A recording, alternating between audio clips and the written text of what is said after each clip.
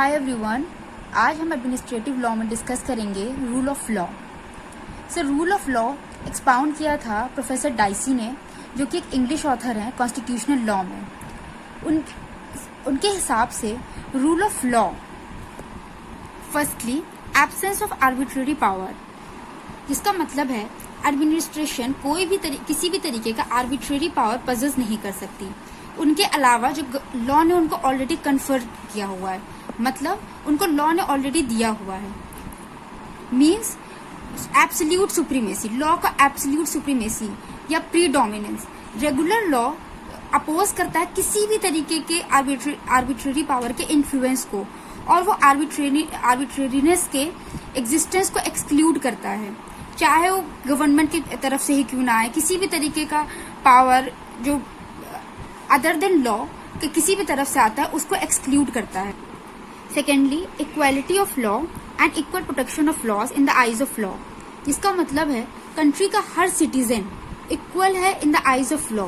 कानून की नजर में हर व्यक्ति इस देश का वो बराबर होगा, चाहे उसका स्टेटस हाई हो या लो हो, वो सोशल हो या इकोनॉमिक हो, गवर्नमेंट ऑफिशियल हो या प्राइवेट बिजनेसमैन हो, लॉ सबके लिए इक्वल हो, किसी को भी किसी भी तरीके की स्पेशल प्रिविलेज नहीं मिलेगी।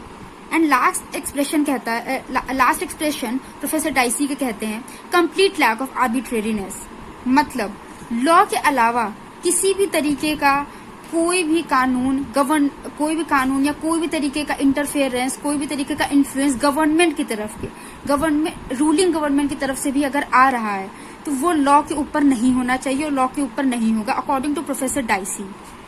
जैसे कि इंडिया में doctrine of rule of law embodied है कॉन्स्टिट्यूशन में खुद। अगर हम कायदे से देखें कॉन्स्टिट्यूशन के प्रियम्बल को, तो हम ये ढूंढ पाएंगे कि उसके प्रियम्बल में सेट आउट हो रहा है social, economic, political justice, equality of status, opportunity, fraternity, dignity to every individual citizen of India. Constitution के पार्ट 3 में एलैबोरेट डिस्क्रिप्शन है फंडामेंटल राइट्स का।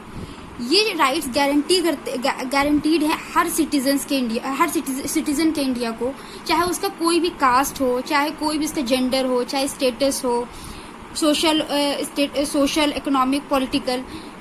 और ये फंडामेंटल राइट्स सिर्फ बुक या थ्योरीज में नहीं है, बट ये रियल में एग्जिस्ट करते हैं कॉन्स्टिट्यूशन ऑफ इंडिया में। और ये जस्टिफिकेबल हैं आर्टिकल 32 और 26 में।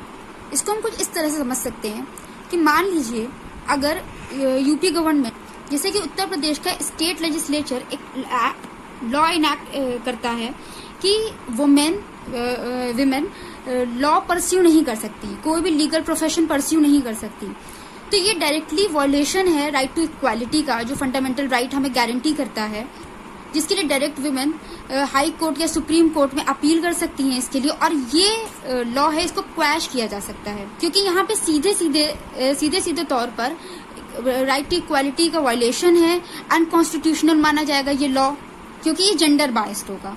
All and all, rule of law किसी भी तरीके के फंडामेंटल राइट्स को रिस्ट्रिक्ट नहीं करता है, ना ही उनके इन्फोर्समेंट को रिस्ट्रिक्ट करता है। इनफैक्ट ये कंसेप्ट है जो कि किसी भी तरीके के आर्बिट्रेरीनेस को किसी भी फील्ड में कंडेम करता है। किसी भी गवर्नमेंटल एक्टिविटी कोई ऐसी हो जो आर्बिट्रेरी हो, तो इस तरीके का कोई भी एक्शन को रोकने के लिए रूल ऑफ लॉ है। Rule of law means law is above everyone and law is for everyone. That's it for now. Thank you.